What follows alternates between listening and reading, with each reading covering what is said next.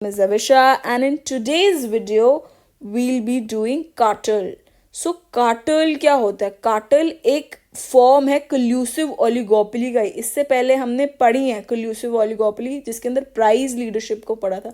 Price leadership में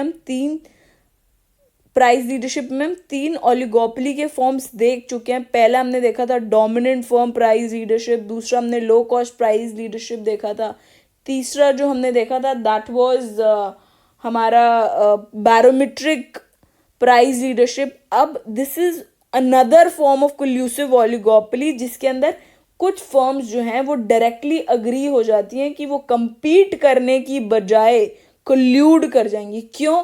uncertainty जो arise होने वाली है उसको वो रिड्यूस करना चाहती हैं, इसलिए वो इकट्ठी कल्यूड हो जाती हैं। रादर देन कंपीटिंग वो कल्यूड करेंगी तो आगे आने वाली अनसर्टेनिटी को वो रिड्यूस कर पाएंगी, क्योंकि उनको पता है वो एक दूसरे के साथ इंटरडिपेंडेंट है, इंडिपेंडेंट नहीं, एक दूसरे के ऊपर इंटरडिपेंडेंट है, जिसकी वजह से वो कल्यूड कर जाती हैं।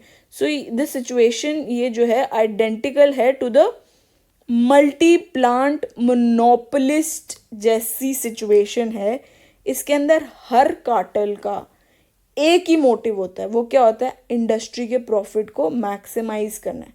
सपोज करो एक सिचुएशन के अंदर जिसमें सिर्फ एक प्योर मोनोपोलिस्ट है, तो वहाँ पर जो है वो फर्म जो है वो क्या करेगी? प्रोड्यूस करेगी homogeneous good, pure monopolist at different cost, अलग अलग कॉस्ट पे वो प्रोड्यूस कर रही है। सो फर्म जो है इस केस में होमोजीनियस प्रोडक्ट है, जैसे एक ओपेक है, वो भी एक कार्टेल है। सारी कंपनीज जो उन्होंने कार्टेल बना रखा है, हर कोई अलग अलग कॉस्ट पे प्रोड्यूस कर रहे हैं, पर प्रोड्यूस तो ऑयल ही कर रहे हैं ना। तो इसमें यही है कि फर्म जो है वो होमोजीनियस प्रोडक्ट को प्रोड्यूस कर रहे हैं, पर अलग अलग प्राइस पे अलग अलग कॉस्ट पे कर रहे हैं। सो फर्म्स जो हैं अपनी एक डिफ़िकल्टी को कल्यूजन के करने के बाद अपनी डिफ़िकल्टी को रिड्यूस करने के लिए एक सेंट्रल एजेंसी को अपॉइंट करते हैं, जिसको अपना काम दे देते हैं कि भाई तूने ही हमारा कल्यूजन के बाद प्राइस को डिसाइड करना है, क्वांटिटी क्या बेचेंगे ये डिसाइड करना है, कौन सी फर्म को कितनी प्रोडक्शन करनी है उसके कॉस्ट के हिसाब से वो भी तूने डिसाइड करना है। सो यही सेंट्रल एजेंसी जो है वो प्राइस को, क्वांटिटी को, एलोकेशन ऑफ प्रोडक्शन को डिसाइड करती है among the members of the cartel, और फिर उसकी ये भी रिस्पॉन्सिबिलिटी होती है कि वो डिस्ट्रीब्यूट करे मैक्सिमम जॉइंट प्रॉफिट को। सो जो अथॉरिटी होती है सेंट्रल एजेंसी की वो कंप्लीट होती है, इस ओलिगोपोली के ऊपर पूरी कंप्लीट कंट्रोल होता है। तो सेंट्रल एजेंसी जो है उनके पास पूरी इंफॉर्मेशन होती है about the cost function of the individual firm. Her individual firm की कॉस्ट के बारे में उसको पूरी इंफॉर्मेशन होती है, पूरी नॉलेज होती है। सो फ्रॉम हॉरिजॉन्टल सबमिशन जो है हम डिराइव करते हैं मार्जिनल कॉस्ट को। जैसे इस केस में एक ये फर्म 1 है और दिस इज फर्म 2।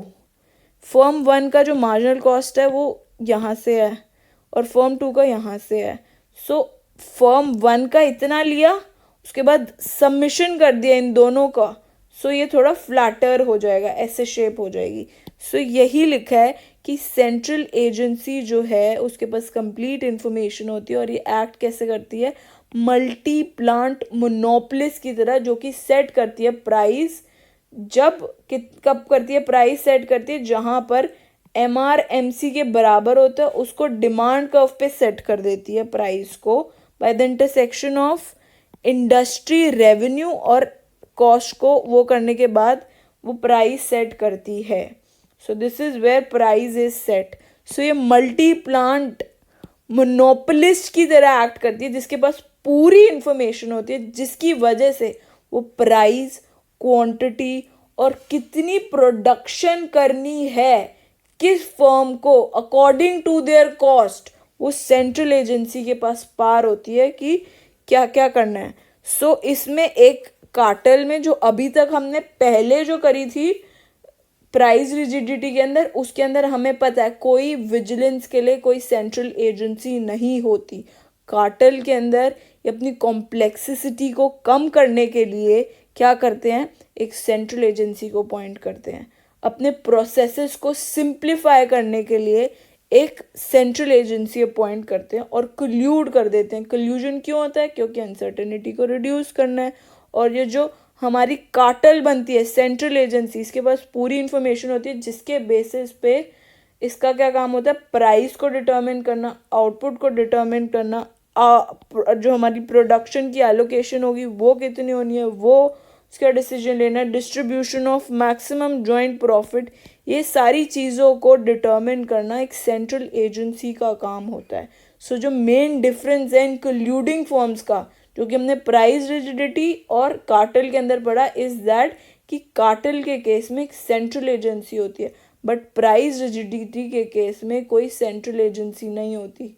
कोई अगर कोल्यूजन होता भी है तो मार्केट में पता ही नहीं लगने देती है फर्म्स की कोई कोल्यूजन हुआ है। प्राइस और जो क्वांटिटी है कोल्यूसिव डिसीजन लेके बनाया गया है, बट कार्टेल के अंदर ये चीज़ें इट इज़ ऑल लॉ से होता है सब कुछ। सेंट्रल एजेंसी जो पॉइंट होती है, इट इज़ एज पर एक पर्टिकुलर अग्रीमेंट होता है। सो इसमें सारी इंफॉर्मेशन होती है और इसमें एक्सप्लॉयटेशन जो कि बायर्स की होती है वो बहुत कम होती है, उसके चांसेस कम होते हैं, क्योंकि एक एजेंसी इनको हेड कर रही है तो ये इतना एक्स्ट्रा प्राइस जो है वो चार्ज नहीं करेगी एक सेंट्रल। बट उसमें ज़्यादा केसेस होते हैं कि प्राइस बायर से एक्सट्रीम चार्ज कर लिया जा सकता है। So this was all about cartel. Thanks for